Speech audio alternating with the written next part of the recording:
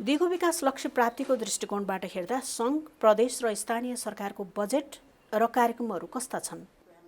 अब अलिकति वास्तवमा अलिकति क्रिटिकलै भएर भन्दा अलिकति आलोचनात्मक हिसाबले कुरा गर्दाखेरि पनि राष्ट्रिय योजना आयोग, चाहे प्रदेशको स्तरीय योजना आयोग होस् अथवा सङ्घीय राष्ट्रिय योजना आयोगले बनाएका जुन पिरियोडिक प्लान आवधिक योजनाहरू छन्, त्यसमा आधार भएर बजेट चाहिँ बनाइने परम्परा चाहिँ धेरै टाढिएको छ।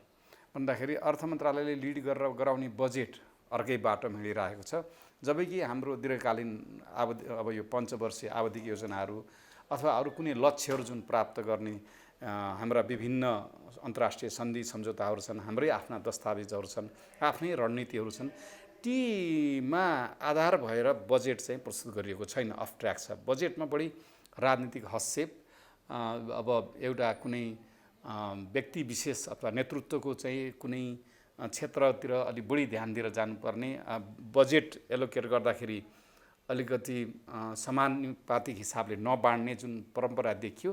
त्यसकारणले हाम्रा आवधिक योजनाहरू एउटा लाइनमा हिँडिराखेका छन् र हाम्रा बजेटमा जुन बजेट विनियोजन गरिएको छ, बजेटमा आयोजनाहरू गतिविधि जुन तोकिएको छ, तिनी ठ्याक्कै मिलेका छैनन्। त्यसमा मुख्य कारण चाहिँ राजनीतिक नेतृत्वले त्यो आवधिक योजनाहरूलाई चाहिँ त्यति राम्रोसँग ग्रहण गर्न सकेको देखिएको छैन। तथापि तपाईँले अब शिक्षामा लगानी गर्नुहुन्छ, कति प्रतिशत चाहिँ हाम्रो साक्षरता दर बढाउने, खानेपानी कति बढाउने, त्यसमा आवधिक योजना पनि छन्। त्यो नभएको होइन, किन तपाईँले केही न केही विकास गर्नुभयो भने कुनै न कुनै लक्ष्यमा चाहिँ हामीले कतै न कतै चाहिँ भेटाएका हुन्छौँ, तर त्यो प्लान वेमा चाहिँ गएको छैन। र यसमा चाहिँ अब यदि हामीले आगामी दिनमा पनि यही हिसाबले होइन राजनीतिक अस्थिरता हुने र परिवर्तन भइरहने सरकारले पनि आवधिक योजनाभन्दा बाहिर गएर जुन बजेट बनाउनुहुन्छ, त्यो क्रम प्रदेशमा पनि देखेको छ। त्यस हिसाबले हामीले योजना बनाउनुको औचित्यमाथि नै प्रश्न उठ्न सक्छ। राष्ट्रिय योजना आयोगको आवधिक योजनामा नै केन्द्रित भएर बजेट र कार्यक्रम बनाउनु पर्ने र त्यसलाई आयोगबाट पास गराउनु पर्ने व्यवस्था छ, होइन र? अहिले चाहिँ छैन। अहिले अर्थ मन्त्रालय हाबी भएको छ। अब ठुला आयोजनाहरू विशेष गरी शिक्षा क्षेत्रमा, स्वास्थ्य क्षेत्रमा अथवा पूर्वाधार क्षेत्रमा ठुलो रकम पाउने चाहिने खालका जुन आयोजना छन्, त्यो मन्त्रालयसित समन्वय गरेर राष्ट्रिय योजना आयोगबाट त्यसको प्रतिफल कति प्राप्त हुन्छ, लागत अनुसारको प्रतिफल छ कि छैन, त्यसको स्रोतको व्यवस्थापन कहाँबाट हुन्छ भन्ने कुरा हेरिन्छ त्यति बेला। तर अहिले त्यो चाहिँ हाफाजाडले जुन हिसाबले तपाईँले प्रोग्राम प्रोजेक्टहरू आइराखेका छन्, जस्तै अब रेलको प्रोजेक्ट आयो, त्यो राष्ट्रिय योजनाले पछिबाट राख्नुपर्ने, पहिल्यै नहुने भनौँ, यस्ता एडहकली जुन ल्याइएको छन्, तिनी आवधिक योजनाहरूले परिकल्पना गरे भन्दा अन्यत्रबाट चाहिँ थुप्रै योजनाहरू आएका छन्। र यसले के हुन्छ भने एउटा अनुशासन, बजेट बनाउने अनुशासनलाई उल्लङ्घन गर्छ। आवधिक योजनाले लिएको लक्ष्य प्राप्तिका लागि बजेट पनि सोही अनुसार विनियोजन हुनुपर्ला। बजेट विनियोजन लक्ष्य प्राप्ति उन्मुख हुन सकेका छन्। जस्तै अघि तपाईँले भन्नु शिक्षामा 20% बजेट लागु हुन्छ। म राष्ट्रिय योजना आएको हुँदाखेरि सबैले त्यो पर्सेन्टमा बजेट मार्दाखेरि 157% भयो। अदालतले 1% बन्छ होइन, त्यति बेला त संवैधानिक निकायका एउटा आयोगले पनि 1% बन्छ भन्दाखेरि त 157% त बजेट त हुँदैन। त्यो पर्सेन्टेजको कुरा होइन कि हाम्रो आवश्यकता के हो, हाम्रो लक्ष्य के हो। त्यस कारण 2-3वटा मात्रै राखौँ। हामीले आयात प्रतिस्थापन गर्नलाई कृषि क्षेत्र, फलफुल क्षेत्र, अहिले पनि 40-50% तरकारी भारतबाटै आउँछ। कृषि क्षेत्र आयात प्रतिस्थापनको लागि यो हाम्रो फलफुलको क्षेत्र, मासुको क्षेत्र, दुधको क्षेत्र, यता चाहिँ आयात प्रतिस्थापनतिर लागौँ। र केही कन्ज्युमेबल जस्तै तपाईँले अहिले व्यापक रूपमा बाथरुमहरू बनिराखेका छन्, हार्डवेयरहरू अहिले व्यापक, त्यो पनि केही नेपालमै उत्पादन गर्नपट्टि लागौँ। त्यो चाहिँ एउटा आयात प्रतिस्थापन गर्ने क्षेत्रमा त्यो हेरेर चाहिँ त्यसको लागि नीतिगत व्यवस्थाहरू गरौँ। त्यसले गर्दाखेरि आयात प्रतिस्थापन हुन्छ। एउटा त्यो, त्यसले रोजगारीको अवसर सिर्जना गर्न सक्छ। अब अर्को हामीले के हेरौँ भने जति पनि हाम्रा 4 स्टार 5 स्टार होटलमा प्लम्बर काम गर्ने सबै मान्छे बाहिरका छन्। अहिले एउटा उदाहरण दिउँ, काठमाडौँ एउटा गार्मेन्ट्स फ्याक्ट्री छ, त्यहाँ चाहिँ आइरन लाउने एकजना चाहिँ भारतीय नागरिक हुनुहुन्छ। उहाँले महिनाको 80,000 कमाउनुहुन्छ, किन उहाँले पर पिसमा आइरन लाउनुहुन्छ। तर त्यस्तो सिप भएको, त्यस्तो काम गर्ने एउटा प्यासन्स भएको चाहिँ हामीसँग श्रमिकहरू नेपालमा छैन। हामी 40,000 कमाउनु चाहिँ बाहिर अरबतिर गइराख्नु भएको छ। त्यस्ताहरूलाई चाहिँ बजारले खोजेको र श्रमिकले चाहेको किसिमको सिप उपलब्ध गराउँ। यो होइन कि सरकारको हाकिमले हामी हाउस वायरिङ यतिजनालाई भनेर त्यस्तो टार्गेटले हुँदैन। यस्तो तपाईँले पब्लिक प्राइभेट पार्टनरसिपमा किन पुतली सडकका चाहिँ ट्रेनिङ इन्स्टिट्युटमा भिड लाग्ने, श्रम विभागको चाहिँ ट्रेनिङमा चाहिँ मान्छे नआउने किन हो त? भन्दाखेरि क्वालिटी छैन, बजारको अध्ययन गरेको छैन, एउटा कर्मकाण्डी हिसाबले जुन सिप विकासका काम छ त्यसरी काम लाग्दैन। त्यस कारणले हाम्रो सिटिबिटी लगायत यिनीहरूको संस्थामा व्यापक डाइनामिजम प्रत्येक वर्ष चेन्ज हुनसक्छ। बजारले कस्तो मान्छे मागेको छ र जब अपर्च्युनिटीहरू के छ त्यसको बिच मिसम्याच छ र मान्छे सबै ब्याचलर मास्टर्स पढिसके तर रोजगारी छैन। त्यसकारण त्यो शिक्षा, सिप र बजार र सम्भावनाहरू तपाईले सिप दिनुहुन्छ भने कि त्यो रोजगारी पाओस्, नपाए पनि आफू स्वरोजगारी हुन सक्ने खालको सिप दिउँ मान्छेहरूलाई।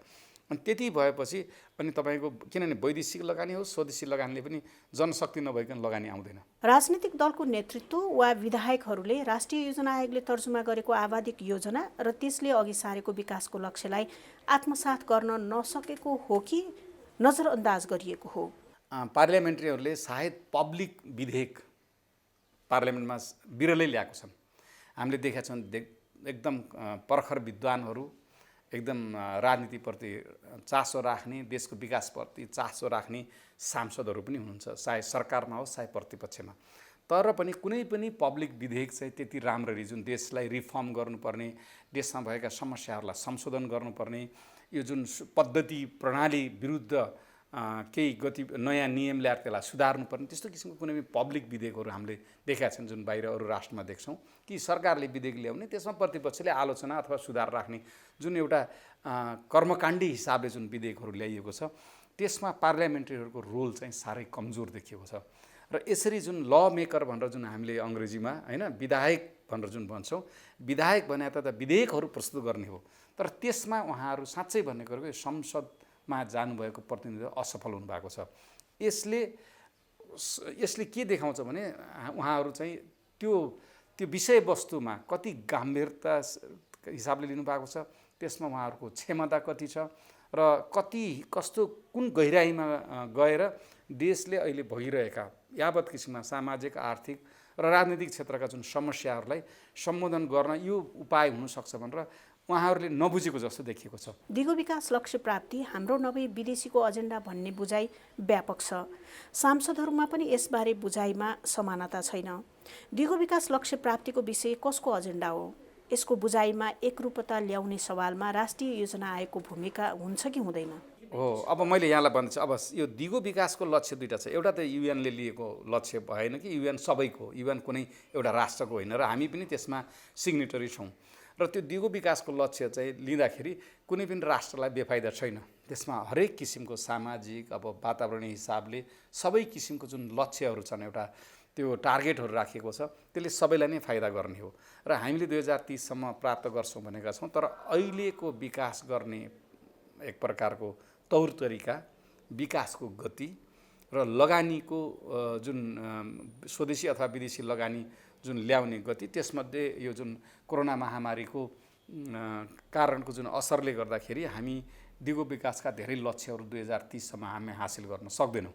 त्यसको केही पर्सेन्टेज मात्रै गरौँला।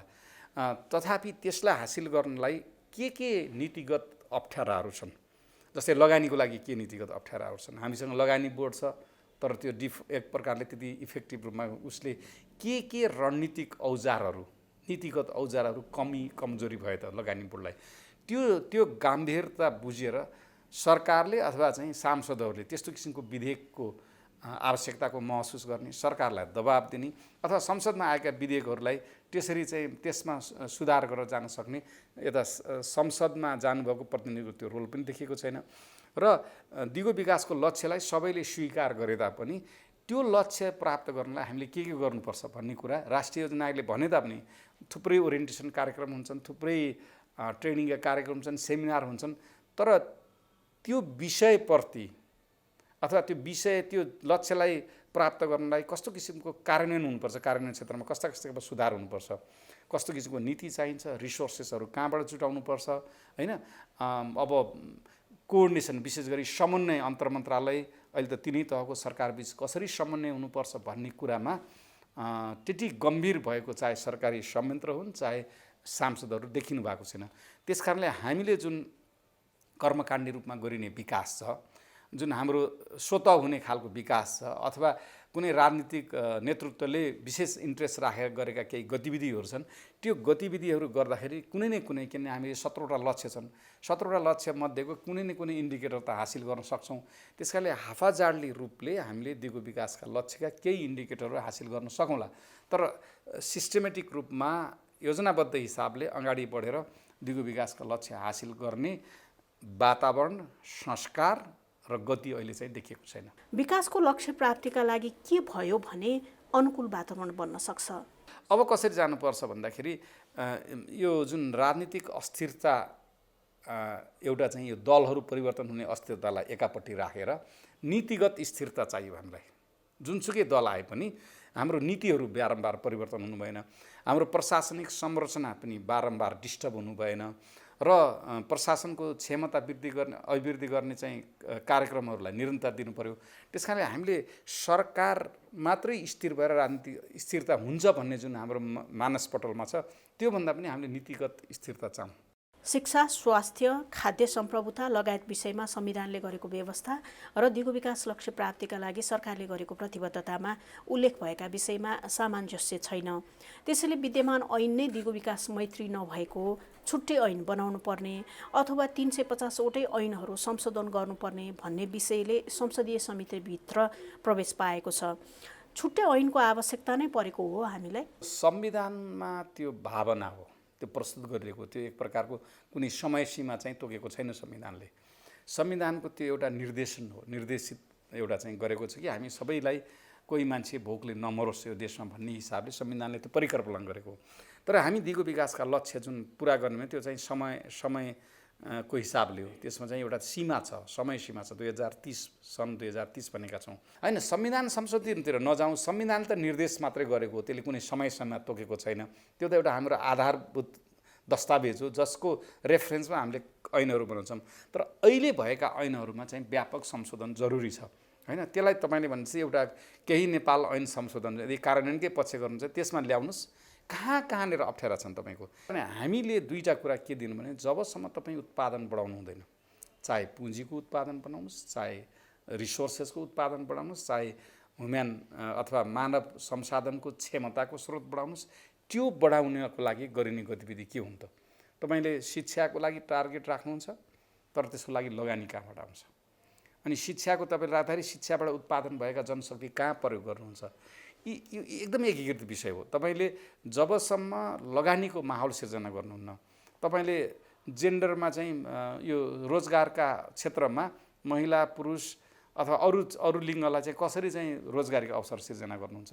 तपाईँले रोजगारीका अवसर सिर्जना गर्नु त लगानी हुनु पऱ्यो, त्यही अनुसारको उत्पादन हुनु पऱ्यो, त्यही अनुसारको आर्थिक वृद्धि दर हुनु पऱ्यो।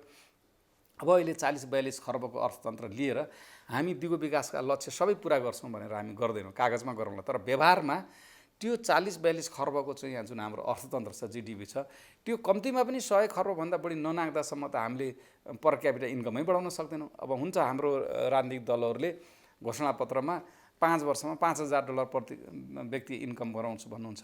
जुन $1,000बाट 5 वर्षमा $5,000 हुने त्यो त मिराकलै हो। अब हामीले पढेको अर्थशास्त्रको बेसिक नलेज अनुसार 7 वर्षमा तपाईँले 10% आर्थिक वृद्धि दर कायम गर्नु भने बल्ल तपाईँको डबल हुने इकोनोमी, अथवा 7% आर्थिक वृद्धि दर कायम गर्नु भने बल्ल 10 वर्षमा डबल हुने हो। भनेपछि तपाईँको $1,000 प्रति व्यक्ति जुन हाम्रो पर क्यापिटा इन्कम छ, त्यसलाई डबल गर्नलाई त 7% इकोनोमिक ग्रोथ 10 वर्ष लाग्छ। अब यहाँ राजनीतिज्ञहरूले 5 वर्षको सरकारले $5,000 बनाइन्छ भनेर भन्छ, जनता पनि पताउँछौँ। त्यस कारणले यी कुरामा हामीले जुन बेसिक फन्डामेन्ट हो, जुनसुकै देशको पनि तपाईँले राजस्व कसरी बढाउनुहुन्छ, लगानीको सिर्जना कसरी गर्नुहुन्छ, तपाईँको अन्तिममा गएर जनताको हातमा स्वाभिमानी हिसाबले कसरी आय स्रोत बढाउनुहुन्छ होइन। एउटा मर्यादित र स्वाभिमानी रोजगारी अथवा स्वरोजगारी भएर हरेक नागरिकले, कम्तीमा पनि 18 वर्ष पुगेको नागरिकले, अब ऊ चाहिँ प्रोडक्टिभ हुने बेलासम्म 64 वर्षको नागरिकले कसरी आफ्नो आय आर्जन गर्छ, त्यसैमा इकोनोमिक गतिविधि बढ्ने हो। अनि बल्ल चाहिँ तपाईँले शिक्षामा लगानी गर्न सक्नुहुन्छ, राजस्व आयो भने स्वास्थ्यमा लगानी गर्न सक्नुहुन्छ। त्यस कारणले आइसोलेटेड रूपमा हेरेर एउटा मात्रै दिगो विकासका लक्ष्य जुन 17वटा छन् त्यसको एउटा मात्रै आयामलाई चाहिँ सम्बोधन गर्न सकिन। त्यसैले सबभन्दा पहिले हामीले के गरौँ भने देशमा लगानीको माहौल सिर्जना गरौँ। सबभन्दा पहिले लगानी गर्नको लागि एउटा चाहिँ चाहे त्यो प्रशासनिक वातावरण होस्, चाहे नीतिगत वातावरण होस्, र एउटा चाहिँ राजनीतिक हस्तक्षेप कम हुने वातावरण होस्, शान्ति एउटा कायम होस्, त्यो वातावरण सिर्जना गऱ्यौँ भनेदेखि बल्ल हामीले अनि त्यसको लागि आवश्यक पर्ने जनशक्तिको उत्पादन गर्नु। बेरोजगारीको अन्त्य र मर्यादित रोजगारीको प्रत्याभूतिको सवालमा हामी कहाँ छौँ? सबभन्दा हाम्रो ठुलो चाहिँ समस्या भनेको शैक्षिक बेरोजगारीको समस्या छ। जबकि प्रधानमन्त्री रोजगारी कार्यक्रम ल्याएर शिक्षा प्राप्त नगरेका मान्छेहरूलाई चाहिँ हामीले रोजगारी दिइरहेका छौँ। जबकि बजारमा श्रमिकको यति अभाव छ। अहिले बङ्गलादेश र इन्डियाबाट आएर सडक बनाउने, होइन, बाहिरबाट श्रमिकहरू आएर धान रोप्ने काम छ। त्यहाँ त्यो क्षेत्रमा श्रमिकहरूलाई ओरिएन्टेसन मात्रै चाहिएको छ, रोजगारीको व्यापक रूपमा उपलब्ध छ। यदि त्यसलाई चाहिँ हामीले एलाइन गर्नुपर्ने हुन्छ। हाम्रा विकासका गतिविधिहरू समयमा टेन्डरिङ गर्ने, होइन, 3 महिना मात्रै कन्स्ट्रक्सनको काम हुन्छ हाम्रो सरकारी प्रोजेक्टको, त्यसलाई चाहिँ वर्षैभरि काम गराउने र उनीहरूलाई चाहिँ इन्सुरेन्सको व्यवस्था गर्ने, त्यसलाई अलिकति स्थानीय सरकारलाई समेत परिचालन गरेर व्यवस्थापन गर्यो भने नपढेको साधारण चाहिँ अशिक्षित श्रमिकहरूलाई नेपालमा रोजगार व्यापक रूपमा छ। तर हामीलाई समस्या छ मास्टर्स गरेको, बोटानी लिएर मास्टर्स गरेको छ, हेल्थ एजुकेसन ल्याएर ब्याचलर गरेको छ, त्यो मान्छेहरू चाहिँ अहिले बेरोजगार भइरहेको। कोभिड महामारीले पारेको प्रभावबाट उत्पन्न जटिल अवस्थासँगै स्थानीय र प्रदेश सरकारको स्रोतमाथिको पहुँच पुग्न नसकिरहेको अवस्थामा अब कसरी विकासको लक्ष्य प्राप्त गर्न सक्छौँ? पहिला त रिसोर्स अप्टिमाइज गर्नु पर्यो। तपाईँले अघि नै भन्नु, स्थानीय तह, प्रदेश र केन्द्र तह सरकारले जति पनि बजेटहरू बनाउनु छ, डुप्लिकेसन हटाउनु पर्यो र टार्गेटेड हुनु पर्यो। त्यो अहिलेको आवश्यकता के हो? दिगो विकासका लक्ष्यहरूलाई अगाडि राखौँ र कुन लक्ष्य पुरा गर्नलाई हाम्रो पहिलो प्राथमिकता के हुनसक्छ? मैले जस्तै सिप विकास भने, होइन, उत्पादन बढ्ने, लगानी भने, अनि तपाईँसँग रिसोर्सेस जेनेरेट हुन्छ अनि त्यसले तपाईँले अन्यत्र लगानी गर्न सक्नुहुन्छ। र स्वास्थ्य र चाहिँ शिक्षा क्षेत्रमा तपाईँले यस्ता सर्भिस डेलिभरी बनाउनुहोस् कि सरकारी संयन्त्रको क्षमता बढाएर मान्छे खुसी होस् सरकारले दिएको सेवाबाट, त्यसले पनि इन्डिकेटर पुरा गर्छ। र स्थानीय सरकारलाई चाहिँ आफ्नो स्रोत परिचालनमा पनि क्षमतावान बनाउनुहोस्। दिगो कसरी हुने? अहिले त सरकारले दिएको बजेट बाँडेर बस्नु भएको छ, तर आफ्नो स्रोत कसरी ल्याउने भन्ने त्यतातिर पनि गयो भने बल्ल उहाँहरूले कमसेकम 20-30-40% आफ्नै स्रोत भयो भने त्यो स्रोत चाहिँ अहिले स्थानीय सरकारहरूले पहुँचको कुराहरू गरिराख्नु भएको छ। उहाँले स्वास्थ्यमा पहुँच, रोजगारीमा पहुँच, शिक्षामा पहुँच, महिलाको पहुँच, पुरुषको पहुँच, यसरी किसिमको जुन पहुँच बढाउने कुरा गर्नुभएको छ, त्यसको लागि स्रोतको आवश्यकता छ। यो केन्द्रको स्रोतलाई अप्टिमाइज गरौँ, डुप्लिकेसन नगरौँ र स्थानीय तहहरूलाई पनि क्षमतावान बनाएर नीति नियमहरू सिकाएर, तरिकाहरू सिकाएर स्थानीय स्रोत परिचालनमा पनि सिकाउँ। त्यो भएपछि मात्रै तपाईँले अरू यो दिगो विकासका लक्ष्यहरूको क्षेत्रमा मैले भने स्वास्थ्य, शिक्षा, पूर्वाधार, अरू पनि हुन्छ जस्तै वातावरणमा लगानी गर्न सक्नुहुन्छ। बिना लगानी त हुँदैन। नत्र भने केन्द्र सरकारले दिएको मात्रै बजेटबाट चाहिँ स्थानीय तहले चाहिँ अथवा प्रदेशले गर्न सक्दैन। त्यसकारणले यो समन्वय गरौँ र लक्ष्यमा पनि गरौँ। जस्तै स्थानीय तहले मेरो गाउँपालिकाको सबै मान्छेलाई म पढाउँछु भनेर भन्यो होला, मेरो गाउँपालिकामा सबैलाई भ्याक्सिन लगाउँछु भन्यो होला, मेरो गाउँपालिकामा एउटा पनि बच्चा यहाँ चाहिँ खेर जाने छैन सुत्केरी हुँदाखेरि भन्ने यस्ता यस्ता लक्ष्य लिँदाखेरि तिनीहरूलाई ह्युमन रिसोर्स पनि दिनु पऱ्यो, तिनीहरूलाई रिसोर्स पनि उपलब्ध गराउनु पऱ्यो, तिनीहरूलाई चाहिँ त्यो आइडिया पनि दिनु पऱ्यो कि योजना बनाउने तरिका। त्यसकारणले केन्द्र, प्रदेश र स्थानीय तहले पनि समन्वय गरेर जानुपर्ने हुन्छ। पूर्वाधार विकासमा जुन अहिले यो डिजास्टर भइरहेछ व्यापक रूपमा, त्यसमा पनि समन्वय गर्नु। व्यापक रूपमा जुन पूर्वाधारका विकास गरेको, सडक बनाइएको छ, पोखरीहरू बनाइएको छ, यसमा पनि समन्वय भएन। सङ्घ चाहिँ मुखदर्शक भएर भयो। जबकि यो विपदका घटनाहरू बढिराखे त्यसले दिगो विकासको लक्ष्य पुरा गर्नलाई चाहिँ निकै असर पार्छ, घाटा गर्छ। किनभने वर्षौँ अरबको सम्पत्ति खेर गइराखेको छ।